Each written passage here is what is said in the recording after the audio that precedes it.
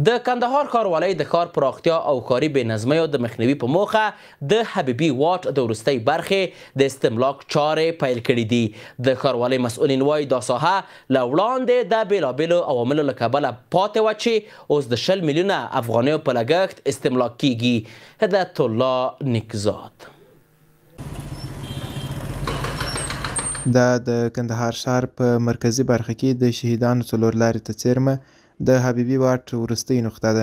د کندهار ښاروالۍ مسؤلین وایي دا ساحه له وړاندې د بېلابېلو عواملو له کبله د استملاک څخه پاتې وه چې اوس تازه د ښار د ښکلا زیاتېدو د ښاري پراختیا او بې نظمیو د مخنیوي په موخه د 20 میلیونه افغانیو په لګښت د استملاک چارې پیل کړې.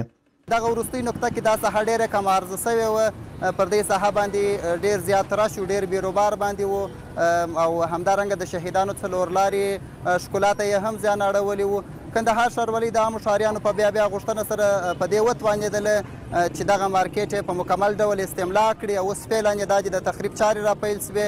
بل ورته ښاریان او موټر چلونکي هم د کندهار ښاروالۍ له دې کار څخه هرکلی کوي او زیاتوي چې د سوداګریز مارکیټ له کبله حبیبي واټ سړک کوچنی و چې د زیاتې ګڼې ګوڼې او ترافیکي پیښو لامل کېدی.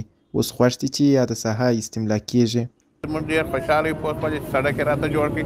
زه خپله ضعیف یم، په لاباسکل په دا راسته کې راتلم، سړک ما نه سوی راتلی کور پورې. اسلامي عمارت ډېره غټه پاملرنه ده چې زموږ په ښار کې ډېر سهولت او سکون راوستی د مریضانو دپاره، د سپین ږیرو دپاره، د ځوانانو دپاره، دا د ښار دپاره ډېره غټه اساني ده چې دا دلته څونه پراخه کېږي. دا سړک هلته بیروبار، دلته به در مخه ډېر بیروبار او ټکرونه به کېدله.